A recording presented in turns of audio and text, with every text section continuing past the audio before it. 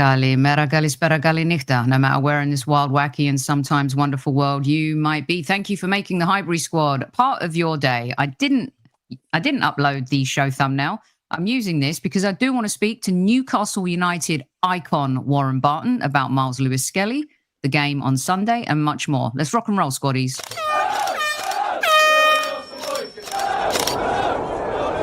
Mind the gap between the train and the platform. Please stand clear of the discussion doors. The next stop is Highbury Squad.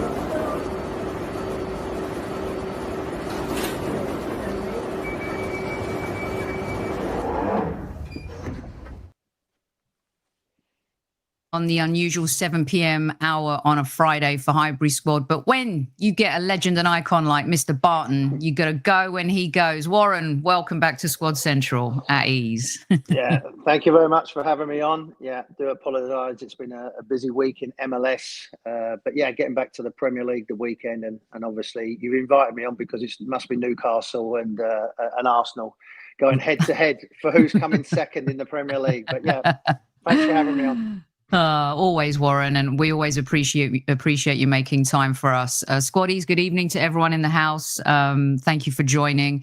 We got 5 subjects for Warren tonight, and including, as I said, stay tuned because I want to get Warren's take on Miles Lewis-SKELLY not being included in the Young Player of the Year award. I want to start with the gaffers and maybe actually the clubs overall, Warren, because you've seen your beloved Newcastle win a trophy after 70 years. You were in some of the best ever Newcastle teams. A little bit like Mikel Arteta's Arsenal, not quite enough to get there. Better or successful? I don't know which one matters the most to you. Would you take Arsenal's season or would getting to the semi-final of the Champions League? Or do you take Newcastle's season and have Newcastle and Eddie Howe been more successful? I think for Newcastle's point of view, it's been 70 years since they won a trophy. And as I said, we had the opportunity with a couple of FA Cups. Premier League's finished second to Manchester United. And, you know, we failed in the time that I was there, part of the entertainers. So for Eddie to do what he's been able to accomplish, and also look as well, so that he's made a lot of players better. You know, look at Jacob Murphy, you know, combined 19 assists and goals this season. Fabian Schär, Dan Burns, ISAK.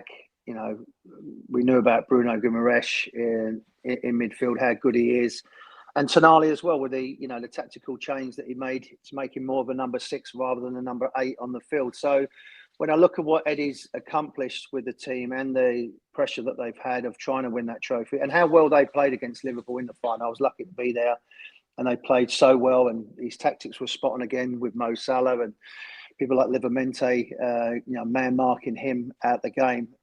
So I would go, Arsenal's expectations obviously have been higher throughout the years with Arsene Wenger winning Premier Leagues, getting to Champions League final. They're a club that are built on success. And, he hasn't been able to do that, Arteta, in recent seasons. Okay, the FA Cup and other competitions. And, Newcastle are now, with the new ownership and with Eddie Howe, are back into competing. We've never ever said Newcastle that we're going to be the biggest club in the world. Eventually we want to try and be like that, but you've got Real Madrid, you've got history, Barcelona, and other great teams as well that you've got a long way to go. But I think overall, so when you look at the season that Newcastle's had, didn't really do anything in January, nor did Arsenal, to be honest with you, but that was maybe lack of, they didn't want to buy players, or they tried to go for Ollie Watkins and that didn't come through. But I just think with Arteta now, the pressure's on. If he doesn't finish second this season and he doesn't get off to a good start next season, then I think the questions are going to be asked more serious than maybe they are being asked at the moment, because they, pushed Liverpool to an extent until about January, February, and then since then it's really been Liverpool all the way. Man City have been out of the question, but I would go with Eddie, as I said, with the winning silverware for the first time 70 years, also bringing out better players, a style of football that he's played, and adapting to, being a Newcastle United manager like Kevin Keegan, like Sir Bobby Robson. I think he's a credit to the club and a credit to the game as well. He comes across really well. And I think he really enjoys and he's very proud I think, as we all are, of what he's done at Newcastle. So yeah, I would just give it to Eddie. I think the Liverpool manager will get it. Slot will get the manager of the season because of winning the Premier League. I mean, that just comes hand in hand. Although he had a big help with the squad that he had, but he's still got to get him over the line. So, but between Arsenal and Newcastle, I think Eddie has had a more complete season rather than with Arteta, because they're sort of fade away at the moment. Warren, you talk about next season, and a lot of Arsenal fans feel like Mikel is on the clock now. And that, it felt like this season, a lot of fans said, we got to win something this season. A lot of fans now saying, well, we've got to win something next season. A lot of fans want to see what he's going to do with Andrea Berta, the new director of football. And we're about to go through transfer tornado season. Do you think, if, let's say, and we struggled, I mean, the last win was the 4-1, and but the last few games against Newcastle, we've struggled a lot. Can't cope with the low block. He's never had an answer to any team in the Premier League really this season with the low block. Do you think that his stock will fall greatly? Like second, if we lose second to Newcastle and you walk off with the League Cup, what does that say about him? No, I think the jury's out. I think what happened with Arsenal, and like a lot of clubs, Chelsea was the same, because of whoever was under Pep Guardiola. It seemed to be very fashionable in that time. And, Pep's been a wonderful coach, but there's only one Pep Guardiola. And then you get, people that have coached underneath him, and everybody wants that style of football. But for Arsenal's point of view, whether it's been with Arsene Wenger, or whether it's been, with Arteta, there's a certain way and a certain expectation that Arsenal want to play, and how they should be able to, break teams down, win games at home. And I think, he's gotten back into contention, Arteta. The biggest thing is about getting them over the line. It's about winning them. And mate, when we're talking about a trophy, particularly Arsenal, it was the Premier League or in Europe. That's where other teams, as I said, with all due respect, are just trying to get their first trophy. Once they get that, they want to then build on to that. Chelsea in their years gone by, and Man City, whenever all the money started coming into them, was about just winning their first trophy. Once you do that, you want to try and build. But, for him, Arteta, it will start asking questions about his stock. I still think he's a good coach. I do. I think he's generally wants his team to play the right way. Whether it's the Arsenal way, I don't know, because I was an Arsenal fan myself many, many years ago, and the Arsenal team that I wanted would be, aggressive on the front foot, powerful, taking to. Although Arsene Wenger brought in, Fabregas and Ozil, and then it got a little bit different. But I remember playing against the great Arsenal teams, and they would overwork you, over physically dominate you, and then you've got people like Henry, Bergkamp, Patrick Vieira that you're coming up against week in, week out. So they're a long way from that. But I think after finishing second twice, is it always the bridesmaid? I can't talk, because it's happened to me 5 times. So, you don't want to have that reputation of being a second man. You want to be a winner. And they had their chance this season as well, with Liverpool getting a new coach. You never knew how that was going to go. Obviously, City falling off, United's doing it, Spurs are doing it. Newcastle, we found a way. Chelsea, I'm still not sure how good they are. I think they've got really good individual players, but I'm not sure how good they are as a team. And I think Newcastle are a really good team with good individual players in that as well. Aston Villa seem like they're finding their way. But other than that, it was there for Arsenal to go along and do that. And when you've had 1 or 2 injuries, like we all do, whether it's the board or whether it's the club that maybe didn't back the football club to try and get them over the line. And, you only get chances. I mean, so it's been 25 years, 30 years since I failed doing it. And there's not a day go by that I don't think about doing it. There's certain moments. And one of your Arsenal colleagues actually mentioned this, you don't want to be a Brendan Rodgers, that nearly gets you to that holy ground and gets you to the end line. And then fell right at the end. So, Arteta will have a big summer. It's a big time. It's a big football club with big expectations. And there's a lot of good coaches out there. As well. I think we get caught up in just looking in a little bit of a bubble. But when you look around the continent and, and maybe people with Eddie Howe, when he first got the job, I remember a lot of people was mocking that. But where are they now? Do you know what I mean? So you've got to be bold enough. But 5 years is a long time. 5 years is a long time. at a big football club to not be, not be where they wanted to. And maybe that Man City season took the stuffing out of him, because I know it did with us. It took us a bit of time to get back, because it's a killer. You can actually get one hand on the trophy and then it's snatched away. So it can take a lot out of you psychologically as well. Yeah, I know we've had injuries, and I think every club has suffered at the hands of, VAR this season. But when David Hillier was on, and you guys had a great chat earlier in the season when we met, David feared this third season for Arsenal. And, having been in the shoes of going close, like you said, Warren, and asking the players to go again a third season, especially after a trophyless one. If you win the FA Cup, if you win the League Cup, it's a little bit of a Band-Aid maybe on coming second. You come from a different generation. I wanted to ask you this. Would you swap the second places for a League Cup, looking back on your career now? No, I want a medal. The 2 or 3 runners-up medals I've got are stuck in the drawer somewhere. So no, you want to have finishing second in the Premier League twice. You don't get nothing for that. No one ever remembers the finalists. They just remember the winner. And also, so knowing that area and knowing the people to win a trophy. I mean, 300,000 people turn up to watch them. That's what it meant to the people up there. And I was lucky enough to be up there nearly 8 years.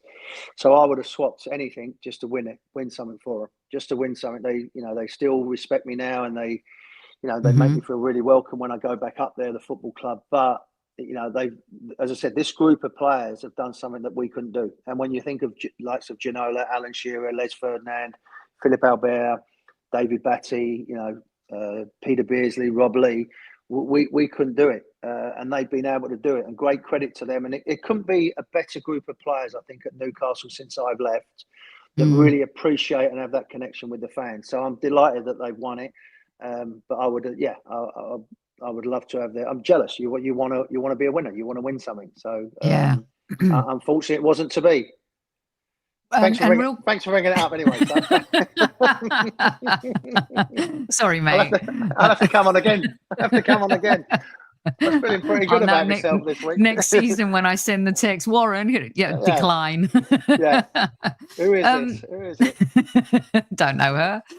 Real quick, is Eddie okay now? He seems in good health, and even as opposing fans, that was he's young and it's a little shocking. And same thing with Stuart Pearce, who I know that the football family is tight when it comes to stuff like this. Eddie's okay though now, right? Yeah, I mean, there's a lovely piece that Shay Given done with him and talking about it. And like you said, I think we get caught up looking at coaches and looking at players is that they're just robots. But he has a family, he has kids, he has a wife, and it's very, very scary for what's gone on. And the same with Stuart. I'm a big friend of Stuart Pearce and text him straight away, and he just texts back the typical Stuart Pearce: "Wally, I'm fine." And that was it. There was no, "Oh my God, it was scary. This happened, that happened." He went, "I'm fine. I'm all right, big fella. I'm okay." But yeah, I mean, we get caught up with they should be there every day. They should be breathing, but they are, human beings. And listen, we know. So I don't want to bring it up because it's heartbreaking. But big Kevin Campbell, great, person to be around. Big part of this show. Big part of the Arsenal history. You never know. You never know when it happens. And it just a little bit of a wake-up call for all of us that yes, it's important, yes, the game's important, yes, we love it, but so are human beings and so are people. So we have to remember that sometimes, because we're not here forever, as I keep getting told. Well said, Warren. Well said. And we always talk about the big man. So and I know he loved those football conversations with you as well. Right, you, Mr. Barton, are in the defence, and you've got a midfield playing in front of you. This season, are you taking Arsenal's midfield or Newcastle's midfield? And I alluded to it at the top of the show. We just have really struggled to break you down. And this is what worries me about tomorrow. And I'm not sure we've been able to handle the physicality. But what's your take? Because I feel like some of those games have been won and lost in that midfield area. Yeah, I mean, a big minus for Newcastle, but a plus for Arsenal is Joe Linton not being involved. Yes. But I think Eddie will play 3 at the back and have the 2 in midfield and have his wide players tucked in a little bit and try and make it congest. Because like you've said, Arsenal and particularly Arteta has found it difficult to break teams down when it's a low block. All depending what happens with Botman as well. He's come back from an injury and missed a couple of days training, so we'll have to wait and see what happens there. But Odegaard, I think, is a good player, but he's had a bit of dip in form and maybe confidence as well. The physical.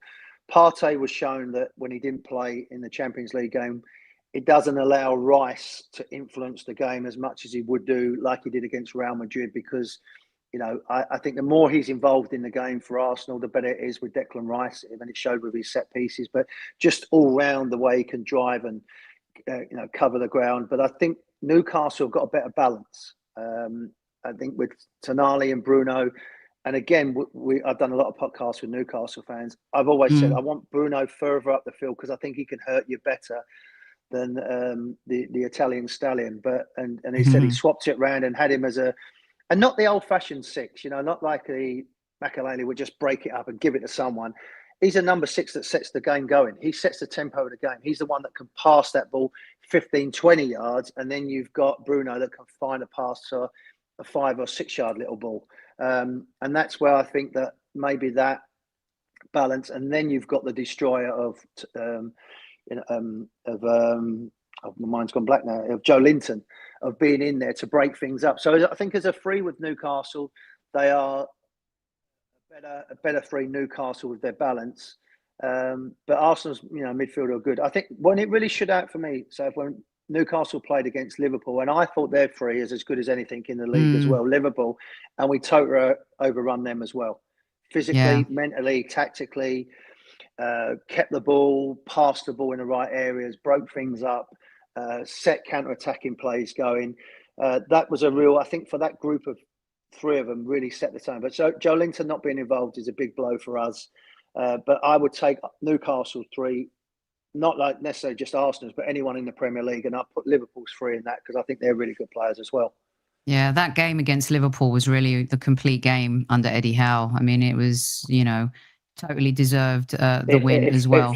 It flattered them 2-1. It could have been about 4-1, and it should have been, but we didn't care. As long as we won, we didn't mind. And it was great, just seeing someone like Bobby Monco, who was the last captain to pick a trophy. He's crying next to me. I got John Beresford jumping up and down, Rob Lees, Alan's with his kids. They're all getting high fives and running around. So it was quite a fitting moment to have some of the old people there. When I mean old players, old people. we are old. But just, watching the younger fans enjoying it, because I know what it meant to the club and to the people in the offices and the people in the ticket office and people that are around the club. So it's amazing. A great moment. And I know one of your heroes and someone that you have massive respect for, but Sir Bobby would have absolutely loved that, wouldn't he? Yeah, and I think the way the public behaved, the way that they turned up to support their team, and the way they got round everybody, and the way that we played, Bobby would have been proud of the way that they conducted themselves. He always used to us, be respectful, but let them know that you've won. You know what I mean? It's when you're playing against someone. So there's always been a good winner and a good loser. So Alex was always about that. We hate losing, but you've got to be graceful in losing. But when you win, make sure they know that you've fucking won. And I think we did that. Liverpool fans drifted out and went home. And I know with Liverpool, they might have bigger trophies to go about, but it was about that day. And we had a wonderful time. We spent a lot of time with the fans, and it was great to be around them. All right, enough of your boasting. We're 1-1 now. We're even. All right, we're even. I got to ask you this as a player. Peter Schmeichel's comments, and also you talked about being a good, being graceful in winning, but let them know, that you're there as well. Peter Schmeichel talked about Mikel's behaviour on the sideline, and we've seen it. It's not just Mikel. There's a lot of managers that do it. I think why Mikel gets a tough time about it is because he hasn't won any of the big ones yet, and it's almost like he has to earn it. What did you think? What do you think of? Schmeichel said that he thinks he puts too much pressure on the players, and for Schmeichel, he says he would have lost focus in the game, and his saltiness kind of in the presses and stuff like that. He wants to win so badly. But what do you make of the two? The sideline, Schmeichel's comments, and being a good loser versus salty. Yeah, so if you remember way back when Arteta first come in and he was on the sideline, I said, that's not how an Arsenal manager behaves. running up and down, screaming and shouting. I know Simeone can do it. I know Pep's done it. We've seen Mourinho run the whole length of the field to do that. But for me, as you said, going back to Sir Bobby Robson, maybe because he was 60 odd years of age, he couldn't do it, run up and down. But Kevin was a very passionate coach as well, but wouldn't have the antics that they've done and arguing with the fourth official and getting in people's faces. I do like the fact that he coaches his players within the game. I think that is a big part of the modern game because people's systems are changing and things like that. So I understand from Arteta's point of view that he maybe needs to get his point across because you don't have timeouts. We live in America, so we know about these. So he hasn't really got time to do too much. So if there is an injury or something, but the behaviour of arguing with people, getting in people's faces, shouting, a lot of that is the frustration. I think Peter's right in the sense that if I looked over and see my manager rolling on the floor and, going crazy, I'd be thinking, get up and get yourself together. We're not that bad. Do you know what I mean? We'd be okay. A lot of it is down to, his desperation to win for Arsenal and to win something. And the emotions that go with that and the stress, like we're talking about, he's a human being. Yeah. But he was never like that as a player. You know what I mean? He wasn't. He was really calm as a player. He was probably, hot-headed in certain areas, but he was very methodical about how he played the game. So now all of a sudden he's gone to a coach. He's screaming and shouting and running down the timeline and wants to argue with everybody. And again, some of the comments that the best team in Europe and things like that, it's going to come back to get you. It's going to come back. Let other people say that. I've always been a believer. Let other people say how good you are. Yes, back your players. Yes, make sure, but they're not the best team in Europe because Liverpool have won the league and you got knocked out by PSG. So that's going to come back to bite you. I love the fact that you protect your football club and you stick by your players, but also you can think of it in a way that we're going to get better. We want to compete with the best in Europe. We're nearly one of them. You have to be, because as much as you might say, I genuinely believe it, they're not. They're not. It's just a fact. They're not the best. So that's where he has to come to terms. But Peter's maybe had Sir Alex, and Sir Alex didn't have to do anything because you had enough leaders on the field to sort problems out for you. But the modern game is different. So I do understand the tactics. I do understand him getting frustrated with certain things. But you are a manager of Arsenal Football Club. That's why I think Simeone has not been took by maybe he wouldn't leave, but a Barcelona, Bayern Munich, because there's a certain way you behave when you're a coach at these elite clubs. At Atletico Madrid, it's part of what they are, the underdog, and everyone's against us, and we fight people, and we run on the field, and we'll argue with someone and do the signs like he did with Ronaldo and things like that. But I think he's an excellent coach, but there's a certain criteria, I think, and maybe it's a little bit old school or whatever, but when you're behaving a top class coach for a big club and even a big international team as well, there's a certain way that I think that you should respect the game. Yeah. Respect that coming from someone who has played a gazillion games in top flight football. Warren, I'll get you out on this one. The player of the year, manager of the year, award season. Of course, it's always going to ruffle feathers. This is where the tribalism really comes out. But I'm not one to usually complain too much. I do think that Miles Lewis-SKELLY being kept off the list, I find that one a little bit tough to take, considering the impact he's had this season, the way he's played. I mean, his performances against Real Madrid. What's your take on Miles Lewis-SKELLY, and do you think he deserved the nod for Young Player of the Year? Yes and yes. Yeah, he did. I think Clive actually come up with a stat. I think he's only played 28 games though, hasn't he? 29 games for a 17-year-old, which is phenomenal. Don't get me wrong. He's had a wonderful season, and I think he should be in the Young Player of the Year award because of how he's played, the way he's played, how much composure he showed as a young player, and really made that position his own and actually added to what he can do for Arsenal. So I think he should have been in the six. And when you look at the problem is as well, when they do these votes, it's normally about 6 weeks ago. And, you look at maybe players that are on a high at the moment doing well, like Cole Palmer. He's been early part of the season, phenomenal, no doubt. But don't tell me the last 3 months he deserves to be in that bracket. He's a top class player, and every young player has little dips and the way they go. But this kid has been consistent right the way throughout the season. So, I'd go with someone like Big Dan Burns. I look at, how consistent that he's been. Got into England, made his international debut, the same as I said, the Arsenal player. Same as Miles. Scored as well on his debut. On his debut after 18 minutes or 17 minutes, whatever it was. So what else can you do?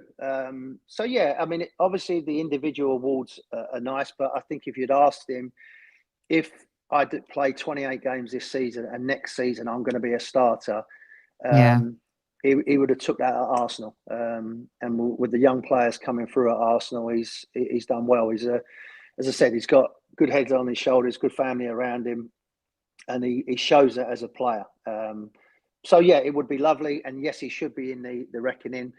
But the bigger picture, Soph, is that he makes sure he's going to be an Arsenal player for the next decade. And that all the awards and the accolades will come then, because he's that good a player. And the way he conducts himself as well will make sure that he keeps his feet on the ground and keep working hard. Yeah, not only does he have the talent, Warren, it's that mental that you just see right away, right? That mentality. He plays fearlessly. Yeah, he's made a couple of mistakes. He got caught on the ball sometimes. Of course. But that's part of being a young player. But what I love about that, Soap, is that it didn't affect him when he come back. It wasn't like he made a mistake and like the next time he looks nervous. I think the real good players draw a line underneath that, like the good strikers. They miss a golden chance. Don't worry about that. The next one I'm going to put away. And I think that's what he did really well. He made a couple of mistakes, as young players do, but he's not consistently made the same mistake. You know what I mean? It's been one mistake, right, got caught in the ball, that ain't going to happen. Player running inside me, that ain't going to happen again. Ball over the top, that ain't going to happen again. So it's not been a consistent, like he's got a bad habit. He keeps get caught ball watching. He keeps get caught the wrong side of players. He's sort of identified that and worked it out, which is credit to him and the coaching staff, because I would imagine they would have sat down with him and said, like, you make one mistake once, but good players make it once, bad players make it time after time after time. And he ain't a bad player; he's a good player. That's a great point. Great point. Now, look, it's 2 minutes before I said I'd let you go, so I'm going to ask you the question. Someone offers you 120 million for ISAK. You taking it? Why would we? I love that. Why would we? Why? I wouldn't. No. Why would we? I mean, he's in a. What I would do, Soph, about all of this, and there's a lot of speculation about him. I'd make a big point of giving him the number 9 shirt. I know Callum Wilson might stay, but we had the thing with Alan Shearer coming to the club, and we had to ask Big Les. Well, I didn't, thank God. Kevin Keegan had to ask Les Ferdinand, can we take the number 9 after scoring 25 goals because we want to give it to Alan Shearer? I'd give Alan Shearer on the field. I'd open it up to the stadium, to the fans, and ISAK on the field, and give him the number 9 for the time to come. Make sure that, we're in Champions League and go along. So there's no reason for him to leave. He wants football, because he could go to another club and his form might drop. They put someone else in. He doesn't get a chance. He's loved at Arsenal. He's loved at Newcastle. He's loved at Arsenal. There's the quote. He's loved at Newcastle, and strikers love to be loved and they want to be wanted. And I think that group of players around him is part of something special, and he can build on his legacy if he keeps staying at Newcastle and keep going. So he's made no signs that he wants to leave. There's a lot of speculation about a lot of our players. You know what, as well, so I'd take that as a compliment, that we must be doing something right. We must be doing something right as a club of identifying players. Eddie's made him better. I think each season he's made himself a better player, and with ISAK as well, because he's obviously worked hard as well. But I don't see any reason for him to go as well, because Newcastle are doing that. We're not like up there and just waiting. We're going upwards. So I think it was a big moment for him to score in the final, and that iconic picture of him celebrating with the fans will be something. I just know strikers are different. They want to be. They want to be loved all the time. So they're the wide receiver of. He won't get more love than he does at Newcastle. Let me tell you about that. But he seems to love it there too. He really does seem to be enjoying his football. And you're right about Eddie. I mean, I don't think he gets enough credit for shifting Joe Linton, his position and what that has meant for this team. That's really good management and coaching. Like, he's really, I think this season, if, Arne Slot deserves it, of course, but, it pains me to say this as an Arsenal fan, but you see Eddie Howe managing moments really well this season. I think he's elevated his game incredibly. I think so. If you're right, he's grown into the job. He understands what the job entails. It's a big opportunity for him as well. He was very successful at Bournemouth. I know they got relegated in the end, but he done great with them with their resources. And the club, it's a great place to live. I mean, you hear these people, ex-pundits, saying about Newcastle. They're adored by the fans. You're looked after, great training facilities. The stadium is full every week. People are supporting you, even in a difficult time. They want you to do well, and it's a club that's on the going forward. It's only going to go one way, going forward. So when people talk about when you're in a career for 15 years, 16 years, and you want to have everything laid out for you in the right way. Oh, I know maybe in London, I played in London, that you can disappear and go, but that ain't what players want. Athletes don't want to disappear. They can disappear when they retire. They want to be in the middle of it all, because that's what drives you on as an athlete. You want to be in the middle of it. We're in the middle of the playoffs now, and everyone says, oh, that's when you come to light. So, when you're playing for a club like Newcastle in that area, you can't get away from it. And some people, it's suffocated, but people like ISAK, Bruno, thrive in that. They thrive in that environment, and they want more of it. And it's like a drug. And the more affection you get, the more support you get, the better you're going to get. And as you said, Eddie is ticking all the boxes tactically, where he's changed things around, moving players around, but just making players better. I think that's a coach, what they should do. I mean, look at the fellow at Man United. He has ripped that club to pieces. And he keeps saying about this silly tactics and system. He's in charge of that football club. They are a laughing stock. I know Harry Maguire's come out and said it's about the player. Sorry to go off on a tangent about this. No, I love this, because I think it proves that Eddie and Mikel are doing a good job, despite the challenges Mikel has faced as well this season. Go on. But you've got a coach that says about the system. You're identifying it as you're coach of Man United, so you can't lose games. You can't. That's period. That's not supposed to. No, you are Arsenal. You come under pressure at Newcastle if you lose 2 games. So you're under pressure to win games. And you keep playing a system that doesn't suit your players, and you keep losing games. And for that to go on for time after, if he was at a lesser club, they would have sacked him, or he was on less money, they would have got rid of him and got him out of there, because he has made that football club worse than what they was before, and they was even bad then. So he can't start pointing the finger saying, well, I haven't got what I want to play. He had a group of players that he should have made better, and he hasn't. Not one of them players is better since he took over. I know they say Bruno Fernandes, but he was a good player beforehand. He was better before than he is now. He's a good player now, but he's had so much responsibility. But that fellow has just ripped that club apart, and he sort of pointed the finger at the players. What about him? What about him making a decision? Now, I had a similar thing with Ruud Gullit. Well, we done well to get to a cup final with this lot. So Bobby come in, what was it, 2 weeks later, 6 months later, we was in the Champions League with the same group of players, and Kevin Gallagher had come in.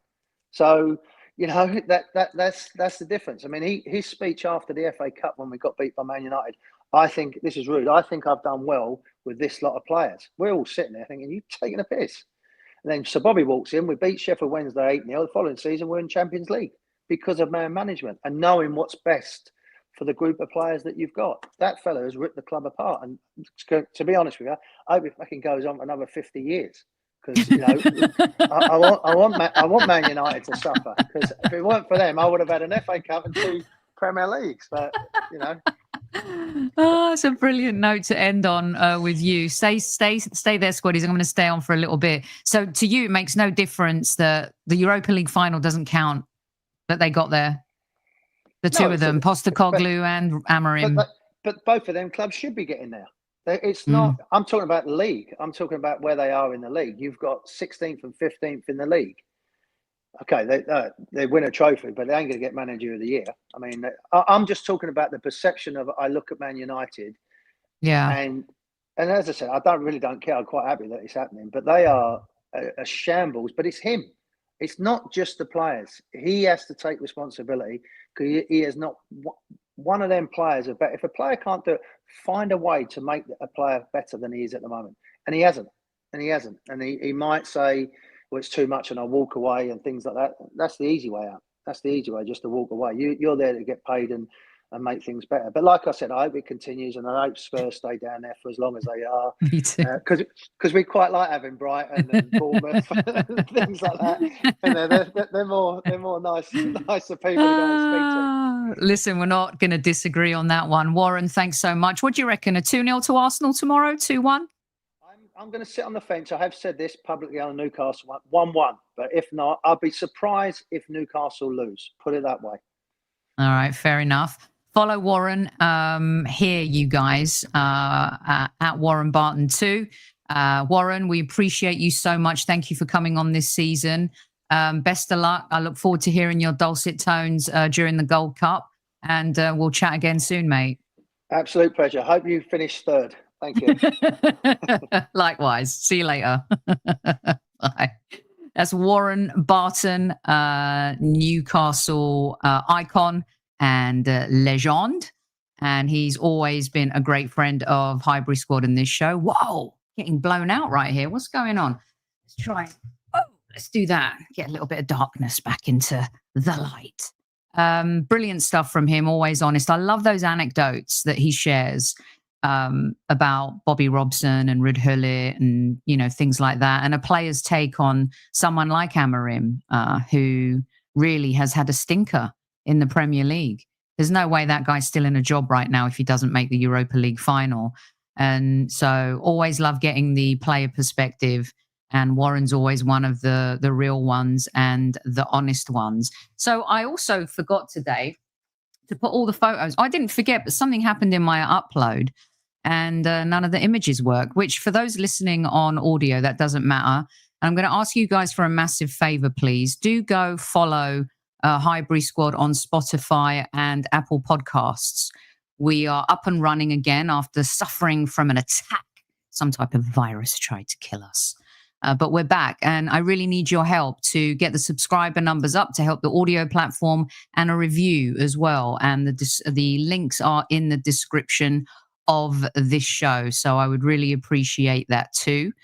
We're going to get to talk to a couple of other great names between now and the end of the season. I've got a new show coming for you during the summer as well, so we can take a little break from when we're talking about transfers. Going to have someone special on for you to talk about transfers as well. So there's lots of good things that are going to happen where we'll keep in contact and keep talking on the channel. Yeah, we're just going to keep moving, keep shaking. And we appreciate Warren. And as the season draws to a close, all of the guests that we've had on Highbury Squad this season, there have been some really special ones from, you know, David Ornstein, probably the super highlight of the season for me. Having someone like him on was just absolutely epic. We've had Henry Winter, Rebecca Lowe. We had Sammy Mockbell on. Brought you stuff from, you know, Emma Hayes to Emily Fox and a whole bunch of other bits and bobs in the video section, as well as the great guests that we've had, including Warren too. And there'll be a lot more of that to come. And of course, this show is nothing without you. You guys have been the true stars of Highbury Squad this season. And I just wanted to say thanks again, even though I know it's not the last game of the season and I'm going to do this all over again. But yeah, it's been the first full season as well without our legend. And I know that he would be very proud of the work that we have done. And I know that he would be really super proud of, you know, our relationship with the Sports Social Podcast Network, the biggest in Europe, and, you know, spreading our wings on the audio side as well. As you guys, mostly well behaved this season, barring one or two, you know who you are. I also would encourage you to go listen to the show I did with Harry on the Chronicles of a Gooner. If you missed it, Harry reached out to me because he listened to the show I did on Monday, and where I was talking about a disciple fan culture. My good friend Harry used the word cult, which I never said, by the way, at all. But it's in the video section of Harry's Chronicles of a Gooner channel, and you can go listen to it.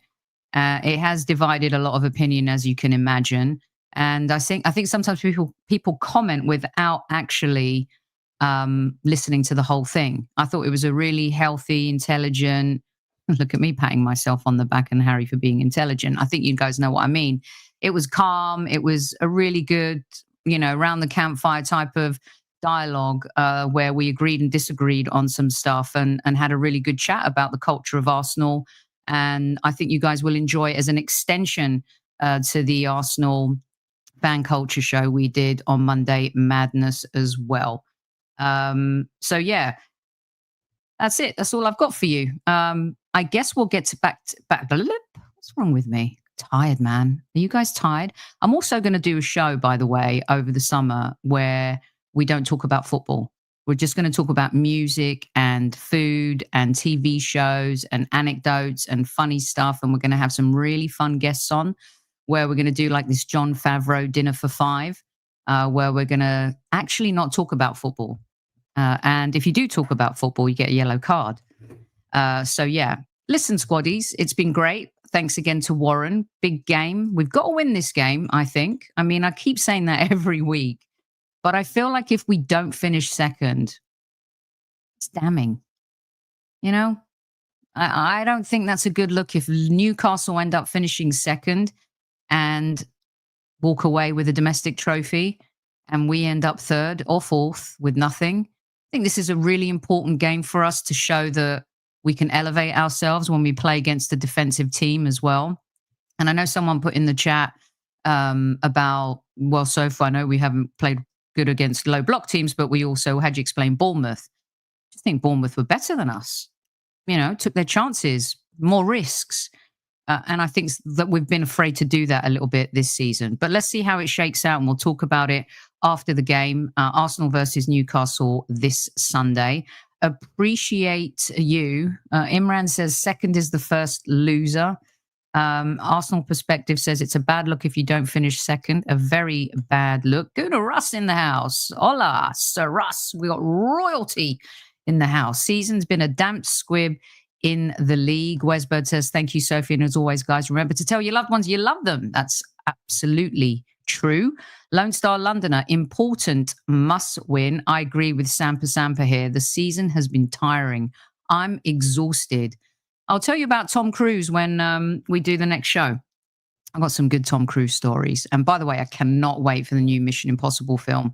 But we are not going to talk about that today.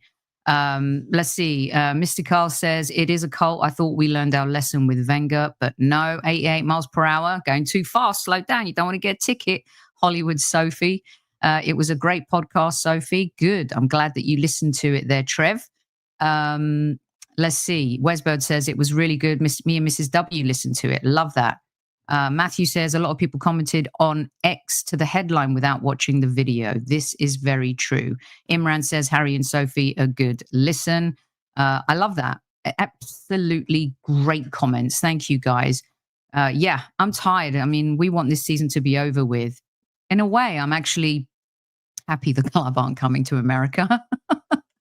I just need a break. But then again, I am covering the Club World Cup, which...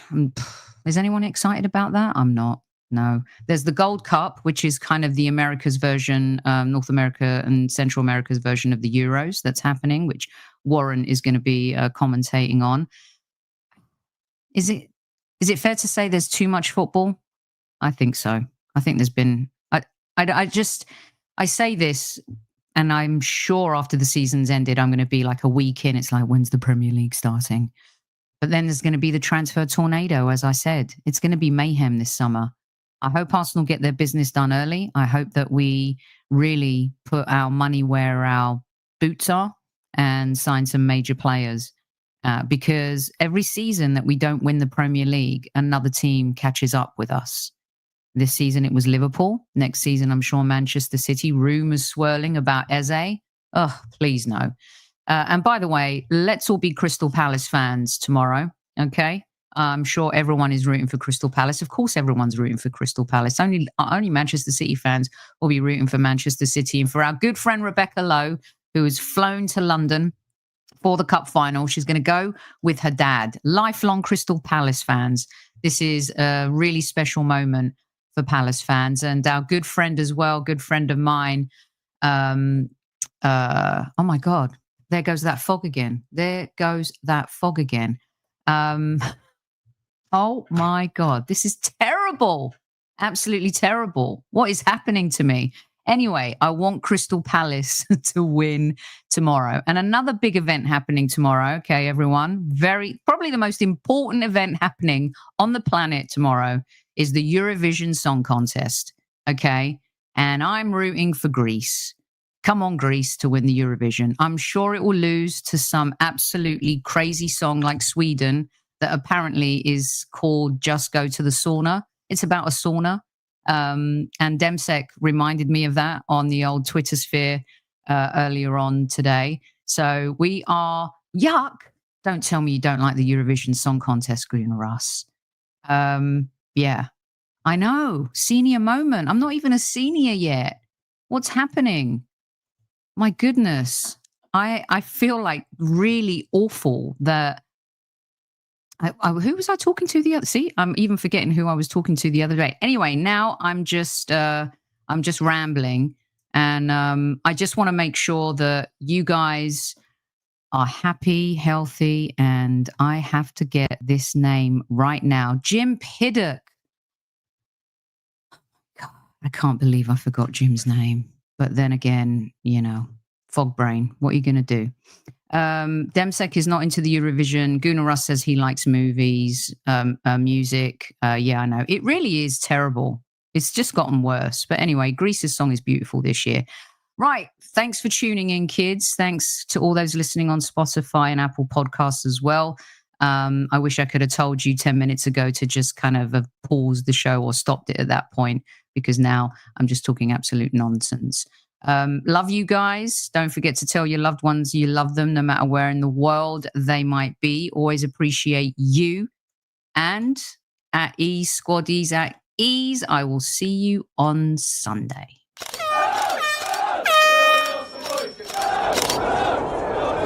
Mind the gap between the train and the platform.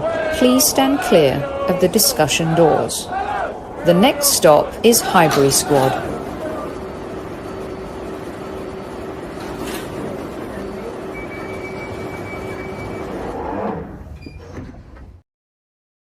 Get your vitamins. Yeah, I know.